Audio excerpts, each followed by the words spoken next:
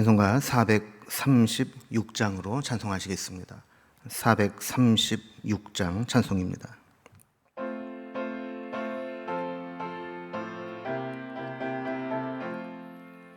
나 이제 주님의 새 생명 얻은 몸, 옛 것은 지나고 새 사람이로다. 그 생명 내 맘에 강같이 흐르고 그 사랑 내게 해같이 빛난다. 영생을 누리며 주 안에 살리라. 오늘도 내일도 주 함께 살리라. 주 안에 감추인 새 생명 얻으니 이전에 좋던 것 이제는 값없다. 하늘의 은혜와 평화를 맛보니 찬송과 기도로 주 함께 살리라. 영생을 누리며 주 안에 살리라. 오늘도 내일도 주 함께 살리라. 산천도 초목도 새 것이 되었고 죄인도 원수도 친구로 변한다. 새 생명 얻은 자 영생을 누리니 주님을 모신 맘 새 하늘이로다. 영생을 누리며 주 안에 살리라.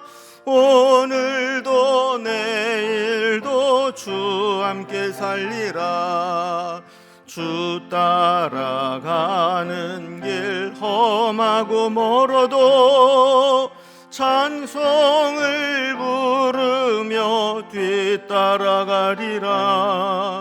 나 주를 모시고 영원히 살리라. 날마다 섬기며 주 함께 살리라. 영생을 누리며 주 안에 살리라.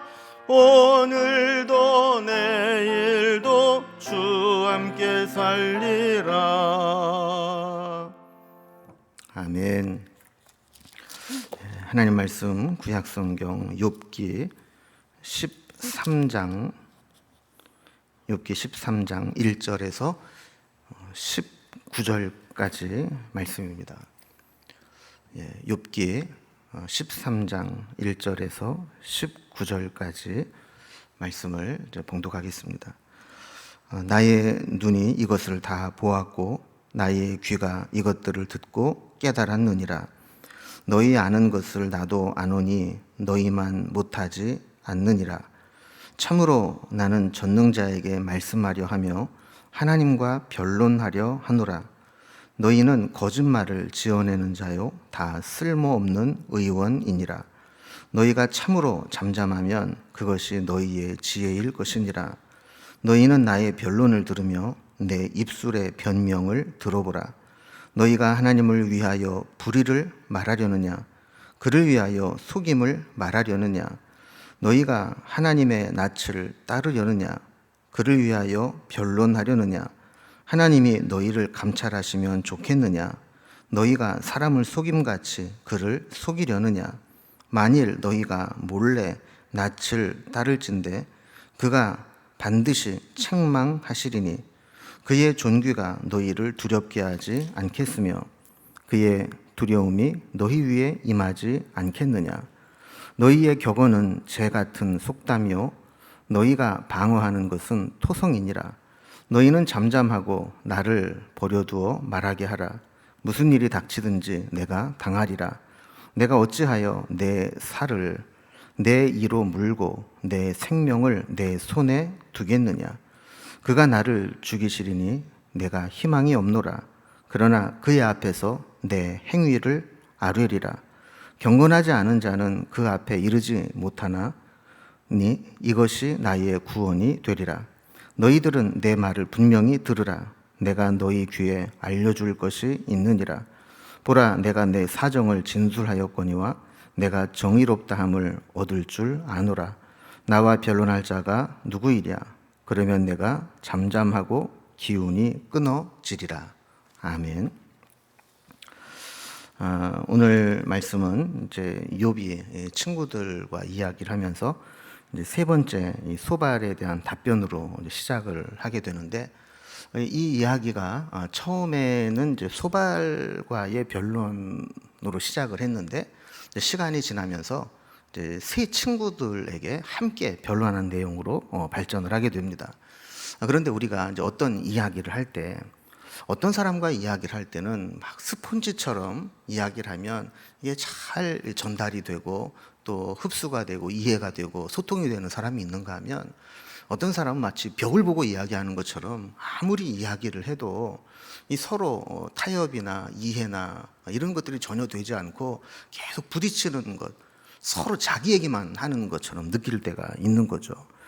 그런데 욥이 그 세 친구들과 이야기하면서 느끼는 것은 바로 이렇게, 나는 너희 친구들하고 이야기하는 게 벽 보고 얘기하는 것 같다. 아무리 내가 생각을 해도 어떻게 도무지 나한테 뭐 한 번이라도 내가 이렇게 힘든 고난을 당했으니까 위로해 줄게, 또 같이 기도해 줄게, 우리 같이 힘내자, 뭐 이런 말은 한마디도 듣지 못하고 계속해서 자신의 선입견을 가지고 자기들이 가지고 있는 어떤 생각들을 가지고 정죄하고 비난하는 것을 보면서 이제 욥이 친구들에게 막 정면으로 이제는 반박을 하기 시작하는 것을 보게 됩니다.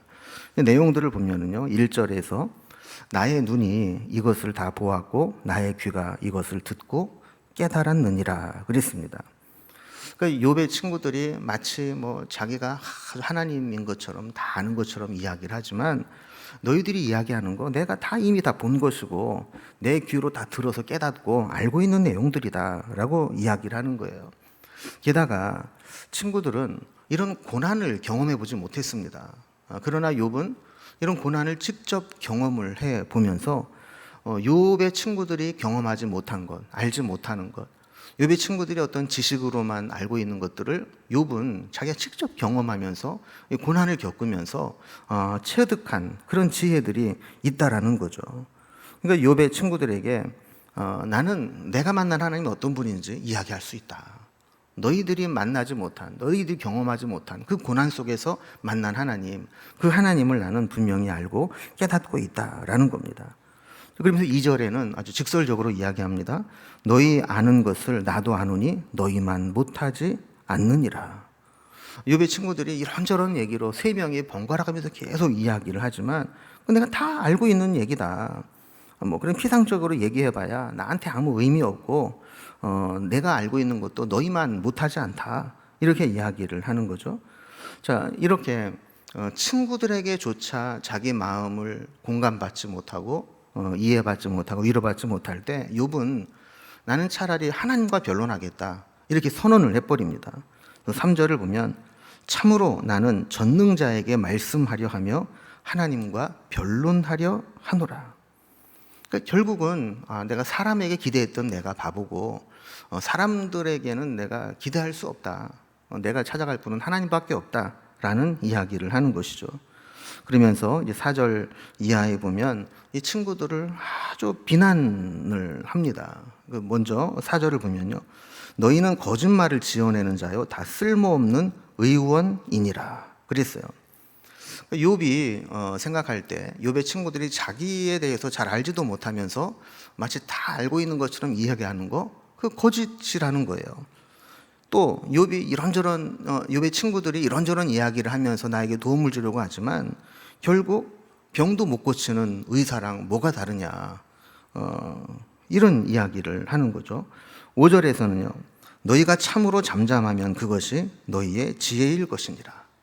그리고 우리도 그런 얘기 하잖아요. 가만히 있으면 중간은 간다고. 욥의 친구들에게도 그런 겁니다. 너희들이 아무 소리 안 하고 그냥 잠잠히 있으면 그게 지혜로운 거지, 입술을 열어서 이야기하는 것마다 오히려 너희의 무지함을 드러낼 뿐이라는 겁니다. 그러면서 6절에 보면요, 너희는 나의 변론을 들으며 내 입술의 변명을 들어보라 그랬습니다.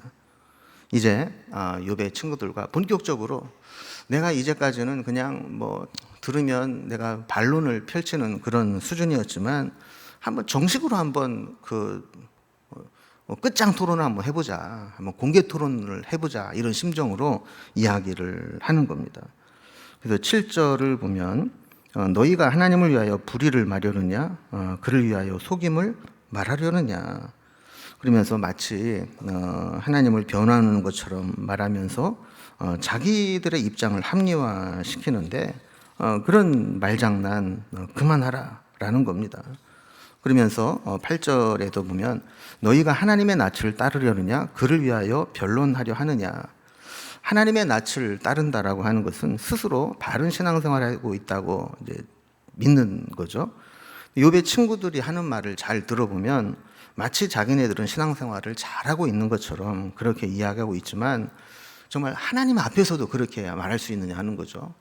너희들이 지금 나한테 니들은 뭐 이렇게 아무 문제 없는 것처럼, 이런 재앙을 받을 만한 죄가 없는 것처럼 그렇게 나한테 이렇게 비난을 하고 정죄하는데 하나님 앞에서도 똑같이 얘기할 수 있느냐 이러는 거예요.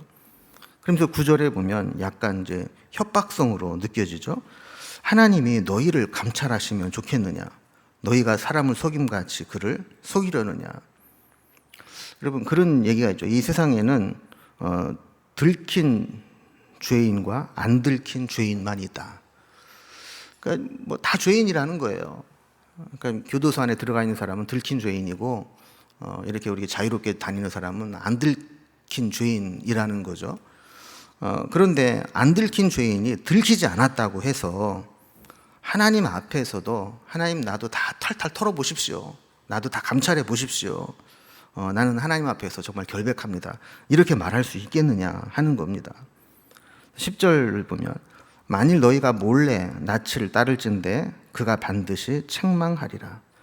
여러분, 여기서 낯을 따른다라는 말은 누구의 낯을 보고 편파적으로 어느 쪽 편을 드는 것을 말하는 겁니다. 욥이 보기에는 이 친구들이 편파적으로 마치 자기가 하나님이 된 것처럼 자신을 죄인으로 몰아붙인다는 거죠. 그러니까 이제 욥의 세 친구들은 하나님과 편먹고 욥 혼자 이 죄인으로 몰아붙이면서 그렇게 나를 죄인 취급을 하는데 하나님이 그것을 보시면서 너희들을 칭찬할 것 같으냐, 책망할 것 같으냐, 반드시 책망할 거다 그러는 거예요. 자, 그러면서 11절을 보면은요, 그의 존귀가 너희를 두렵게 하지 않겠으며 그의 두려움이 너희 위에 임하지 않겠느냐. 자, 아까 9절에서 하나님이 너희를 감찰하시면 좋겠느냐 그랬는데 정말 그렇게 하나님께서 욥의 친구들의 드러나지 않은 죄들을 다 드러내고 감찰해서 너희들에게 책망하게 된다면 너희 그 두려움 감당할 수 있겠느냐 하는 거죠. 자, 그러면서 12절에 보면 욥의 친구들이 반복적으로 욥에게 한 말들이 뭐 다 의미 없는, 가치 없는 격언에 불과하다고 이야기합니다. 자, 이렇게 이야기합니다. 너희의 격언은 재 같은 속담이요 너희가 방어하는 것은 토성이니라 그랬습니다. 여러분, 재는 다 타버린 흔적 아닙니까? 찌꺼기들은 재는 바람만 불어도 다 날아가 버리는 거예요. 또 토성은 이제 흙으로 싼 성인데 여러분, 요즘 지난번처럼 막 집중호우가 오고 비가 많이 오게 되면 이 토성은 그냥 한순간에 무너져 내리게 되는 아주 허술하고 빈약한 것들이죠. 그러니까 욥의 친구들이 욥에게 했던 그런 격언들, 또 이야기하는 것들, 변론하면서 했던 것들 다 이렇게 재와 토성과 같이 아무런 의미 없고 힘도 없는 무의미한 말들이라는 겁니다. 13절에 보면 너희는 잠잠하고 나를 버려두어 말하게 하라. 무슨 일을 당하든지 내가 당하리라. 이 이야기는 이제 욥의 친구들에게 너희들 그만 말해, 이제 내가 회개하지 않아서 하나님 앞에 어떤 징계를 받고 책망을 받고 심판을 받아도 내가 당할 테니까 이제 더 이상 나 힘들게 괴롭게 하지 말고 너희들 가만히 있어, 이런 얘기입니다. 14절에 보면요, 내가 어찌하여 내 살을 내 이로 물고 내 생명을 내 손에 두겠느냐.